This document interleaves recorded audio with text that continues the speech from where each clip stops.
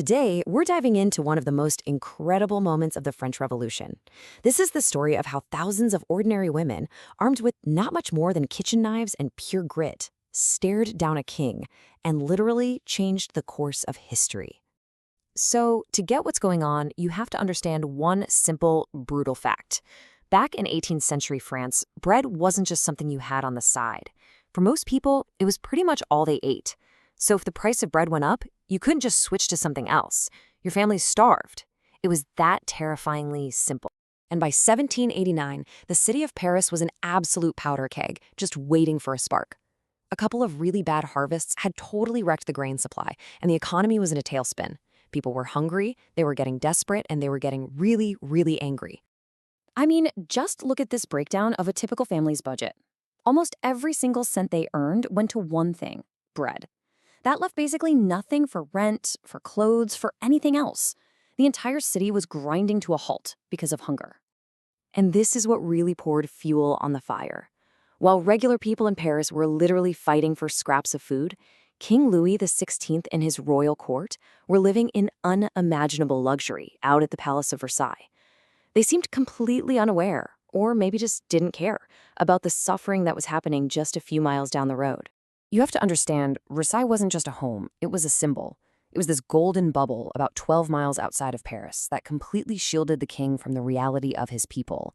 And that distance, both in miles and in understanding, was about to become a very big problem. So, with the government doing nothing to help, that frustration finally boiled over. But the people who decided to take matters into their own hands weren't soldiers or famous politicians. Nope, they were the market women of Paris. These women were basically the backbone of the city's day-to-day life.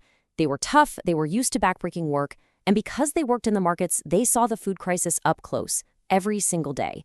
They saw the hungry faces, they heard the stories, and they knew that just talking wasn't going to cut it anymore. It was time to act.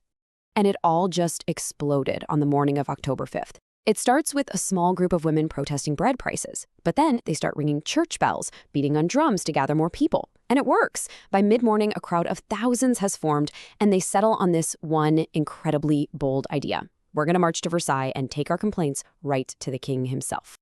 Just pause for a second and think about that. 12 miles. This wasn't a quick bus ride. This was a long, hard journey on foot for people who were already weakened by hunger.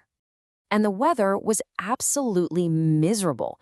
It was a cold, driving rain, and they marched for about 6 hours through the mud.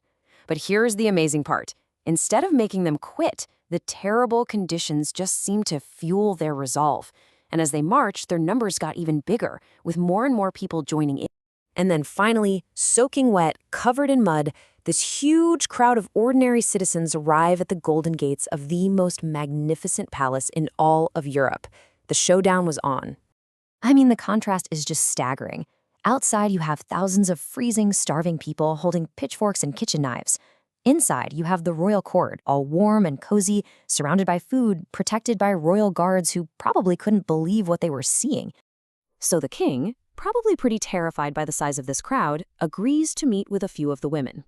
He listens to them and promises to send a bunch of flour from the royal storage to Paris. He was hoping that would be enough to get them to just go home. But the crowd was suspicious. They'd heard empty promises from the government before. And it turns out they were right to be suspicious. The whole situation just exploded the next morning.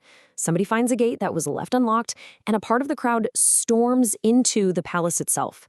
It was absolute chaos. They swarmed into the royal apartments, several guards were killed in the fighting, and the king and queen actually had to run and hide for their lives. The power had completely shifted. Now the crowd knew they had the upper hand, and they weren't just going to leave with a simple promise of flour. They made a new demand, a much more radical one. This was a brilliant political move. They demanded that the king and his entire family leave their fancy, isolated palace at Versailles and come back to Paris with them. And this was their victory cry as they marched the royal family all the way back to Paris. We are bringing the baker and the baker's wife back. By calling them that, they were sending a crystal clear message. You're not our divine rulers anymore. You're the people in charge of the bread, and from now on, you answer to us. It was a complete flip of the power structure. So, the king was moved into the Tuileries Palace, right in the middle of Paris. He was no longer some distant, almost mythical figure. He was now, for all intents and purposes, a prisoner of the revolution, living right in the middle of the people he had ignored for so long. That golden bubble of Versailles had been popped for good. And this one event, this march, wasn't just a big protest. It was a massive turning point that put the entire French Revolution into high gear and changed the future of France forever. The impact was just huge. The march proved that a group of determined citizens could actually face down the most powerful king in Europe. It completely destroyed the idea that the king was untouchable. It pushed the whole revolution in a much more radical direction. And, crucially, it showed everyone that women were not just spectators. They were powerful leaders in this fight for change. Because in the end, this march was never really just about bread. The women of Paris took a protest about hunger and turned it into a powerful demand for a voice in their own government. They showed the world that the fight for food and the fight for justice are really the same thing.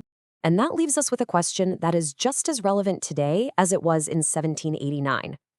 What happens when the people in charge forget about the most basic needs of the people they're supposed to lead? Well, the women of Paris gave one very clear and very powerful answer.